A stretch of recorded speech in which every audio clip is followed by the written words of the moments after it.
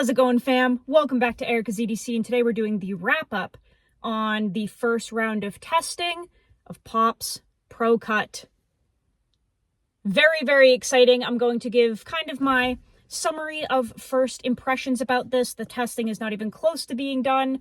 We have other samples coming in, but I want to just give a general consensus in my opinion of the steel. We are in the truck today because I don't have anywhere to film inside right now, and sorry for the kooky hair. I just wet it and it's all crazy. Okay, so we're going to go over everything today. This is going to be more of a podcast style, so sit back, relax, grab a beer, grab a couple moms. Let's get into it. Pop's ProCut. If you have not been following my testing, what is it?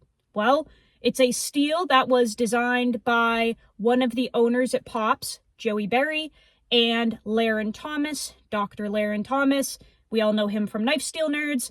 And basically, from what I've heard, Joey had an idea to try to make a low alloy steel that was still easy to grind, easy to polish, cost effective, but could also be used in Damascus to make it perform better. And it could be used as a standalone steel that had better toughness and better edge retention than some other low alloy steels on the market. And Laren and him got together. They've been working on this for a little while, I guess, and bam, ProCut was born. Here we are. I didn't know really about it until it was already kind of done. This knife was made by Dusty at Duckhead Forge. He is the manager over at Pop's. He's a good friend of mine, which you guys know. I've been using Dusty's knives for a while. Love him. Great guy. But basically, because he works there, he had like kind of first dibs on the steel, and he offered to make a knife in it to test with the okay from the Pop's guys, which I was like shocked because I don't know them. And I didn't even know that they knew me. Like, I've never talked to any of them, so I was like, holy crap, are you okay that I test this? Like, is it even okay to show on the channel? And he was like, yeah, no, they're cool with it. So I was, absolutely honored because, like I said, I don't know any of them, so I was just very surprised that I was actually able to get my hands on this. But basically, Dusty made a little Ranger in ProCut at 63 HRC, sent it along. I've been testing it for 3 weeks now, and I feel that I've been using it enough to give some initial impressions. This is not a full review because I'm going to be testing a few other samples, but this is just the first impressions for anyone that was maybe, intrigued by it. So I got it. I asked if it was okay to use it, abuse it, sharpen it, and, make some content on it, and I got the okay. And we started testing. So this is 63 HRC. This is a carbon steel, okay? So it's going to patina and such, but it's supposed to have better corrosion resistance, again, than a lot of the other low alloy steels in its class. 63 HRC, this is like, 8 thou BTE, super thin, 0.064 blade stock thickness, extremely thin, okay? And what intrigued me the most about this was a specific comment from Laren himself on his Knife Steel Nerds Instagram. Once I found out I was getting this, I followed very closely all the information being released because the steel was released before a lot of the info was out about it. And there was somebody on Laren's Knife Steel Nerds page, I'm trying to remember the name of his knife making business. It was like Bingman Forge, something like that. I can't remember, but it's on Instagram. And basically this knife maker was like, hey, Laren, I work with a lot of like 1084 and 1095 and stuff like that. And I make like survival knives. Do you think ProCut would be a better choice than those for what I do? Because the goal was to make a low alloy steel that could maybe eliminate the need for all of those other low alloy steels. Like, it would do better than all of them. And Laren himself in the comment was like, I would choose ProCut over any of those options that you just listed. And that really intrigued me. For Laren to say that, to have the confidence to be like, yeah, ProCut should, essentially outperform all of those steels that you just mentioned, it really got me intrigued with this. So For a little background here, again, if you haven't been watching my channel, I haven't been the biggest fan of the low alloy class. So there's low alloy, high alloy, and stainless. I'm a huge fan of high alloy in stainless steels. The low alloy class I've never connected with because they just don't have the best edge retention from my experience. Now, we are going to talk about 52-100 here in a moment, but we'll get to that. But generally speaking, the low alloy class, 80 CRV2, 1095, 01, 5160, 8670, they don't have the greatest edge retention. And for me personally, I like my knives to cut and cut as long as possible without sharpening. That's just my personal preference. So the low alloy class hasn't been super important to me because I don't care as much about toughness in every sense. I care more about edge retention and definitely edge stability to a point, but really edge retention. So the low alloy class has never been my favorite. I've tried a number of them. They just didn't impress me that much. So when Laren himself said that this should remedy a lot of my dislikes with the low alloy steels, I was really intrigued. So we got right to testing as soon as I got the okay to do so. And again, very honored, very grateful that I even was able to use this because I'm a nobody with like a little tiny channel. I don't even know these guys. So I was like, holy crap, I can't believe I have this. We got right to testing, and straight out the gate, the front end sharpness of this ProCut was completely different than any other low alloy steel I've used. The factory, maker edge that it came with was super sticky, super aggressive, and I'm not used to that from low alloy. Got to testing. This thing was holding an edge like crazy. We've done a number of test videos. I was able to like bend this around in some wood. I bent the tip and then straightened it back out. We did a test the other day where I accidentally rolled the edge pretty majorly and then dulled and kind of like micro rolled and everything. The last, inch and a half. We did a whole sharpening with it. That was almost an hour and 30 minutes long. And everything that I was told about this steel has been true. It's extremely forgiving, extremely easy to polish, extremely easy to sharpen. Everything about it that I heard has been true.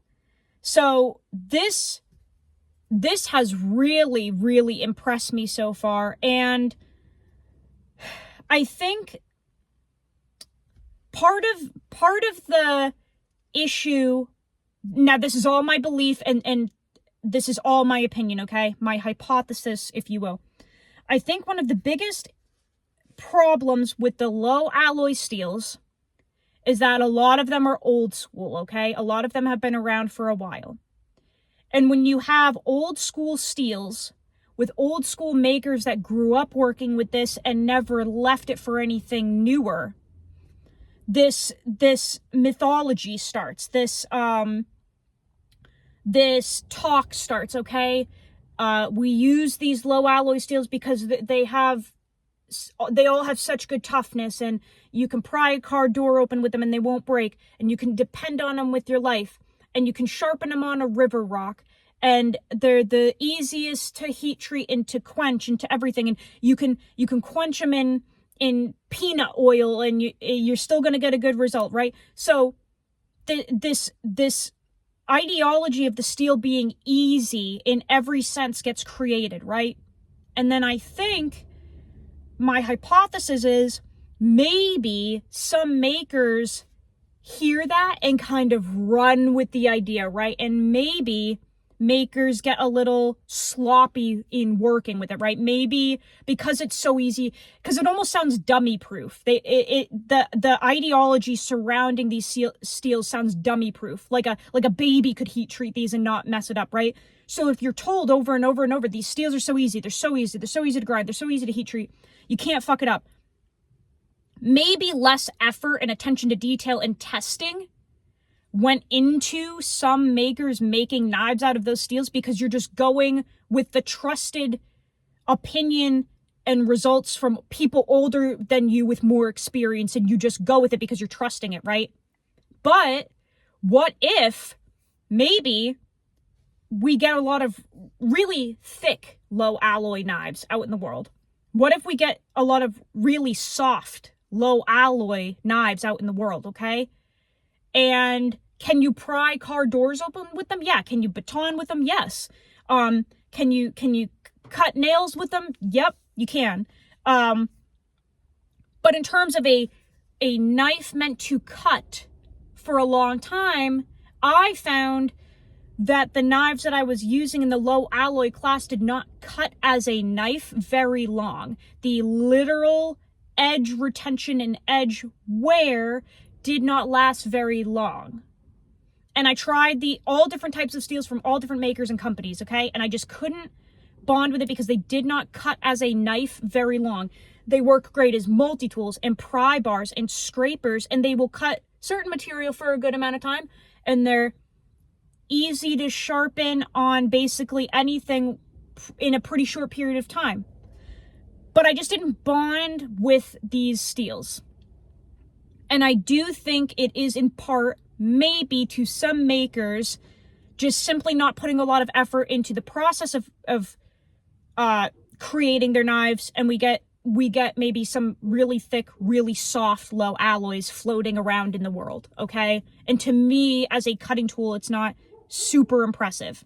So this was very impressive. Now, does this have geometry in its favor? Absolutely it does. That's why I'm going to continue the testing, and I have a larger kind of outdoors knife coming in ProCut. That's going to be aimed for 64-65 HRC.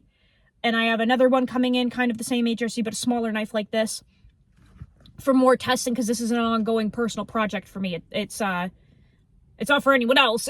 It's just for me, because this is what I do with steel. So this truly did navigate through all of those obstacles that I had with a lot of other knives that I had in low alloy steel. And you can watch the videos. It's pretty incredible. Like I filmed it all so you guys could see it's not just made up. I'm not like on a hype train here. Like truly the sharpening was incredible. Truly the way that I could flex this in that 2x4 on that video without it breaking was incredible. The tip test was incredible. So it really did impress me. I can't wait to see other makers working with this and hearing their results. I truly am amazed at the front end sharpness this takes and holds. It really actually is kind of everything it was told to be.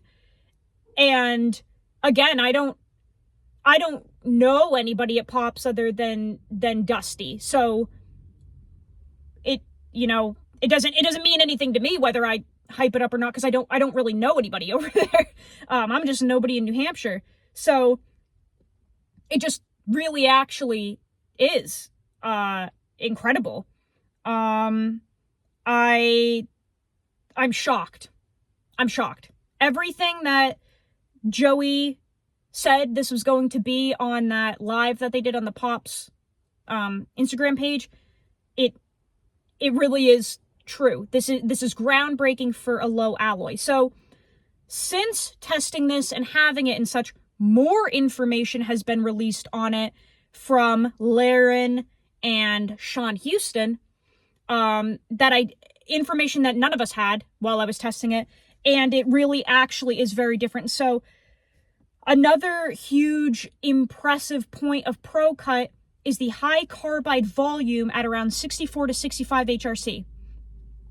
Again, one of my dislikes with some of the low alloys, especially something like ADCRV2, is the carbide. So I'm a carbide girl. I like carbide volume. I like a lot of carbides. I like hard carbides like vanadium, okay? And again, steels like ADCRV2, and this isn't like a shit on ADCRV2 fest. It's a perfect scientific example. ADCRV2, through heat treat, all the carbide disappears at the end. So you're left with no carbide volume really, unless you really tinker with the heat treat and the tempering and all of the stuff. You're basically left with nothing at the end. That's something you can look up on Laren's Knife Steel Nerds website. You're relying solely on the hardness of ADCRV2 to equate to the wear resistance, okay? So when, again, the majority of ADCRV2 out there is 5960 HRC, 30 thou BTE, you know, thick as your mom, it's just not going to cut for that long because it's too thick and it's too soft and there's no carbide to back that up, man. There's no carbide. So this, having a high carbide volume for a low alloy at 64 to 65 is, again, a very intriguing point for me that I want to dissect and understand and experience. So the two other samples that are coming in from Levi at Northern Knife Works and Dusty at Duckhead Forge, they're going to be 64, 65, and we're really going to see how this does with a high carbide volume in the matrix. Sean did some awesome micrographs that he posted on Instagram showing the different metallography at different temperatures. Really cool. We're seeing so much more, I guess, about this steel than we have about other steels because there are a number of people involved, right? This is a project between like Laren and Joey, but then Sean was pulled into it, I guess, to do the microscope work, right? And some different coupons and stuff. So being able to have access to this extra information that we generally don't have with general steels, it's so intriguing and so cool to me. So this is kind of the first low alloy I've really connected with, I really actually like. I do have ADCRV2 coming in at 64.5 to 65 HRC from a maker, Caleb's Cleavers. He likes this steel, but he basically told me, he was like, you know, it doesn't have the best edge retention at all, but I'm gonna, you know, bring it up to a really high hardness so that we can get as much edge retention out of it as we can, grind it pretty thin, and let's see how it does against ProCut, like, just for the heck of it. So, really cool of Caleb to throw that together for me. That should be here in a couple days. We'll see how, like, really hard, really thin ADCRV2 compares to ProCut, because, again, the ProCut is meant to provide extra qualities as a knife, and everything else that the low alloy class does, like the ease of grinding, the ease of heat treat, the ease of polishing, being able to be put into Damascus. It's supposed to do everything and more, right? That's really, really intriguing to me. So it truly is a home run. I'm super grateful that I was able to test this, and, you know, just honored, I guess, because like I said, my channel's small, it's a joke. So to be able to test this and have them be like, yeah, she can try it out, I was like shocked and honored, truly. It's really great, guys. It really is. And if you don't believe me, watch the footage, watch the sharpening, watch the testing. It's pretty cool. It really is pretty cool. I'm so excited to continue this project. And I want to keep comparing it to other things as well. Like I said, we've got some hard ADCRV2 coming in from a maker that likes it, and I'm always willing to give things numerous chances. I think it's healthy to keep your mind open to things and not just stick with an idea because you decided on it. Like, I want to keep learning and growing. That's actually why this 52-100 is here. So I've had 52-100 one other time, and it was like 60-61 HRC, and I think a little too thick. And again, it dulled. It dulled quick. It glassed out quick for me. So I did get this not ADCRV2, this 52-100 knife in. This is from Greg over at Deer Rock Knives.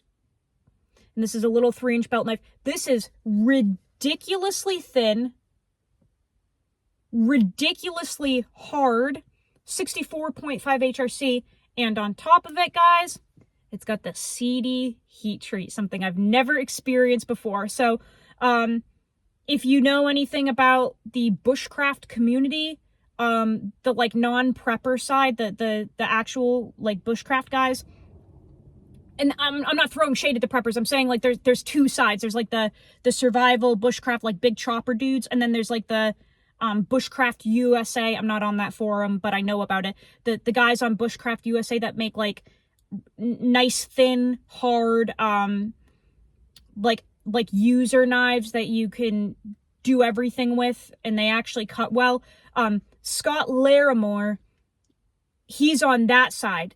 He's very famous on like the Bushcraft USA side, and he's even been mentioned in Laren's video. Actually, there's a video that Laren did on 52100, and Scott Larimore's testing was referred to in Laren's video. So this guy knows what he's doing. Anyone that has heard the name CD Knives knows that Scott knows what he's doing with these steels. I've never experimented with a CD heat treat. So this knife from Greg, who also definitely knows what he's doing, in 52100, really high hardness, crazy thin geometry, like paper thin, and with a CD heat treat, a special Laren protocol CD heat treat. Now, this 52100, I very much could hypothesize will be able to keep up with the ProCut. And I'm also thinking that some other low alloy steels, this thin and this hard, again, would be able to keep up with the ProCut. I'm curious to see how the 80 CRV2 does, but this 52100 in this formation, I'm very curious to see how the edge retention compares, because I think this is a knife that is going to be very comparable to the ProCut. So, I don't think like all of these steels are going to go extinct or anything. You know what I'm saying? I believe that maybe ProCut could motivate some makers to bring things up to a higher hardness. That's the other thing. This has such a crazy range of hardness compared to all other low alloys. You can bring ProCut feasibly up to 67.5 HRC with incredible results. Very rare for low alloys to be able to even reach that hardness, guys. You can tinker with 60 HRC, you can bring it all the way up to almost 68, and it is stable and balanced. So just very, very different, very exciting. I'm really stoked to get those other two testers in. I'm very grateful that I was able to get my hands on this so quickly. You know, thank you to everyone over at Pops. I know we don't really know each other. I've talked to Joey Berry a little bit, literally within the past couple days. Like, he was like, man, your videos are, you know, awesome. This is so cool that you're loving it. But prior, I've never talked to Dirk. I've never talked to Alan. I've only like heard of them, and I only really know Dusty over there. So to be able to have my hands on this early was such an honor and such a blessing, and I'm so grateful, because I don't deserve it. I truly don't. But the steel has been released. More information is coming out about it as the days go on. I think we're going to have more information about ProCut than we've had about a lot of other steels, because there are so many people involved. There's not that many people, but more people than usual, right? Like, we have Sean, who is like the master scientist in his laboratory. We've got Laren, who's the literal doctor, and we've got Joey Berry and the other guys at Pops. But Joey, you know, one of the most well-known makers, one of the most idolized makers in the industry for custom knives. You've got a small group of really knowledgeable, intelligent craftsmen and scientists and doctors that put this together.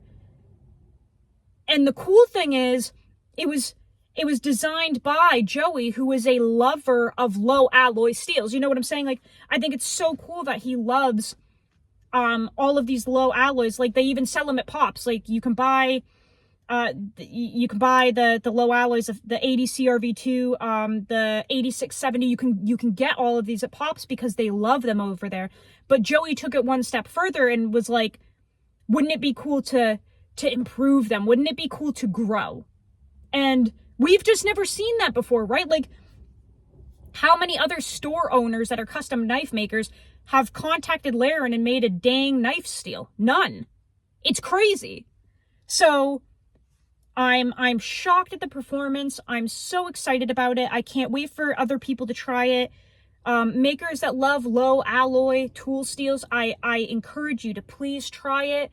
You know, it's just a really cool project, and this steel truly has blown my mind so far. So, you know, this isn't like a full review because I want to test some bigger pieces. This is so thin that I'm very limited with what I can do without probably breaking it. But I'm really excited to get those other 2 knives in and test them and put them into some work and just really see what this can do at a higher hardness with more carbide.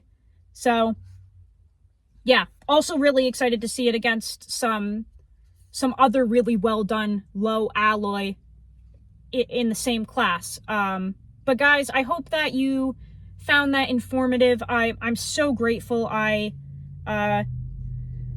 don't deserve any of this, but I am very, very blessed, and I hope that I can get to know everybody over at Pops more over the years, because they seem like really cool people. They seem like a really cool crew, so I'm just excited to maybe like become friends with them and build a relationship, because it's just so cool that they thought of this. So I'll see you guys on the next video.